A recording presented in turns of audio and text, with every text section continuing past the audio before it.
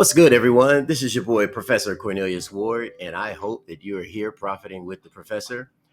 This particular video is a shout out to Brad McAfee. He reached out to me through our Daily Bread chat group, and he asked me to analyze dollar yen. He was looking to get in that trade, and so I told him I'd give my opinion here as soon as I had some time. And so this is for you, Brad.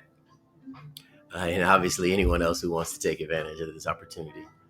So, looking at dollar yen, it was difficult to chart this and analyze it and do technical analysis on it because the historical data ended right here at 2002, which is obviously not that long ago. That's very near as far as I'm concerned. For those of you who are young, that might be far away, but I'm up there. So 2002 is not enough data for us to analyze how high price action is going. So what I did was I used to have FXCM a long time ago. So I kept them in here. And so I went to FXCM to see if they had more historical data. And look, they did. So what I did was I took the additional historical data, found the pivot high, the recent pivot high to current price, which is this one. And then I found the pivot low, which is this, and that gave me my curve.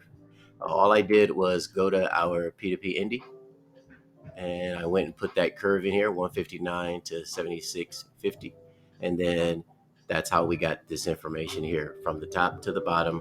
We now have our sell orders, our buy orders, and our TPs on here. Now, if we go back to Owanda,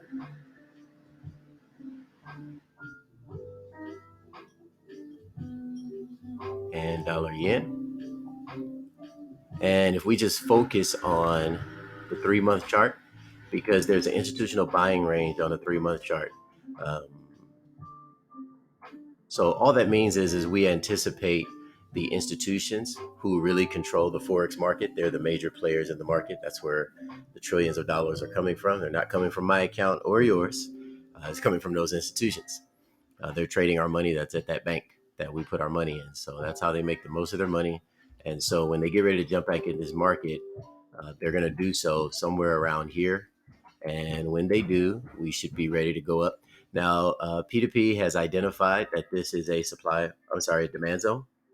So we're going to target and focus our interest around here once it gets down here. But for now, price action is still in an uptrend.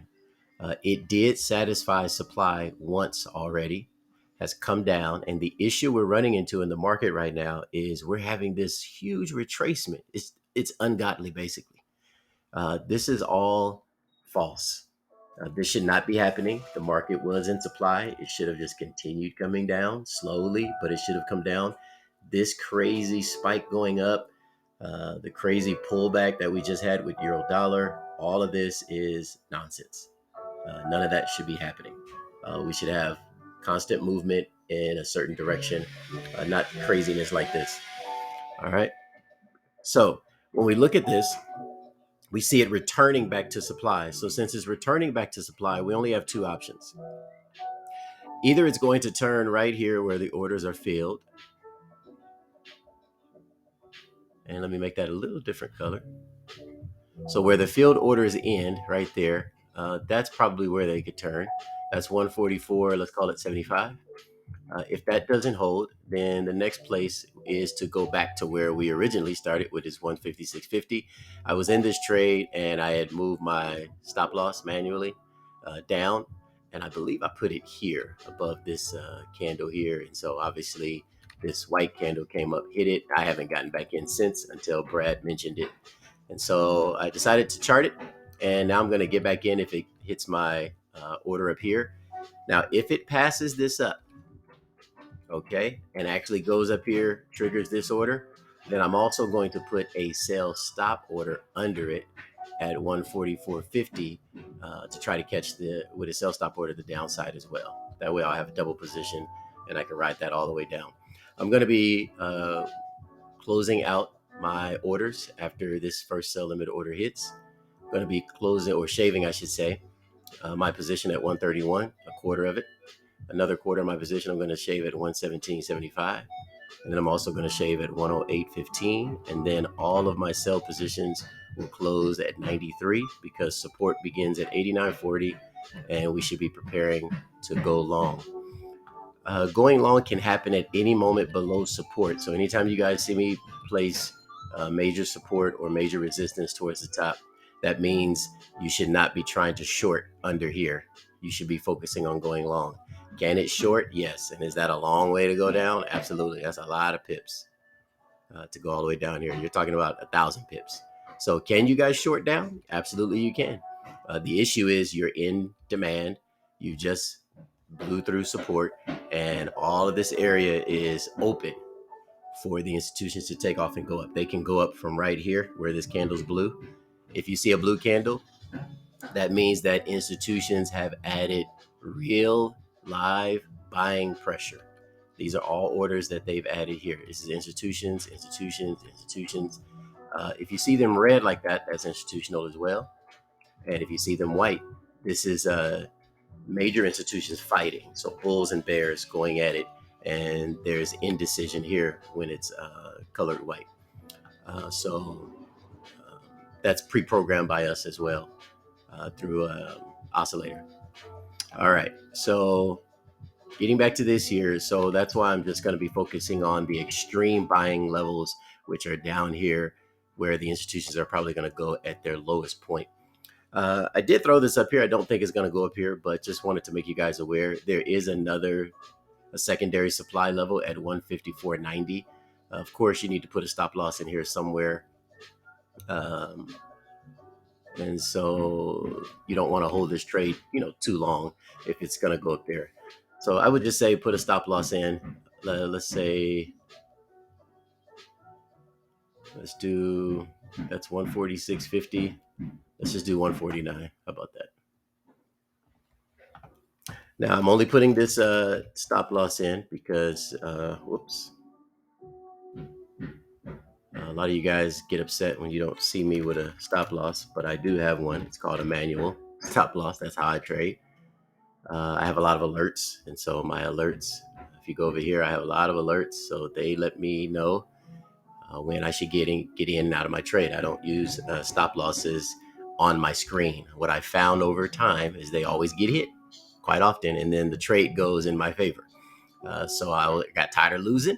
So I took my stop loss out and I set alerts, and I go in, and if my alert goes off, I make a decision if I want to hold it or get out. I'm not just out of the trade because I had a stop loss sitting there. So that's how I handle it. I put alerts. So for those of you who actually want to put a stop loss, here's one I would suggest, 149. That should be far enough away to where that you can get this, clear it, and come on down.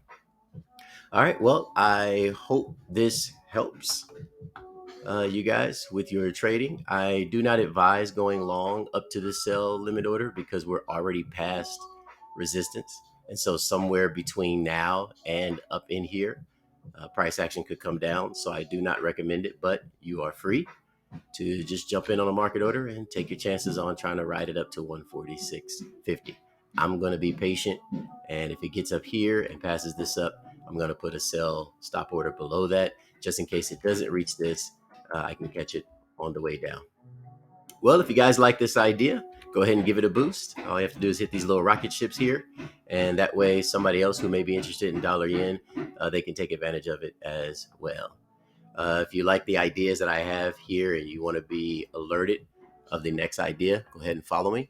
You can catch us at toshimarkets.com. That's our Canadian company. And in the US, it's Fx'tive HNW. And you can check us out at Twitter and all of our video content at YouTube. And if you need to reach out to us, just like Brad did, go to Telegram and you can reach out to us at dailybreadchatgroup.com. We do free analysis for you guys, and we'll go ahead and chart it. If you liked the indicator that I was using, the P2P indicator, you guys can go ahead and check out a tutorial here. You can get more information on that. It's an educational video here, about 20 minutes, but it kind of explains to you what it is that I'm using and how it works. All right, well, I wish you guys all the best and God bless you. Please put in the comments, let me know how your trades are working out. I'd love to hear from you. I get excited knowing that we're all making bread together. All right. This is your boy, Professor Cornelius Ward, and I hope you are profiting with the professor. You guys have a great one. God bless.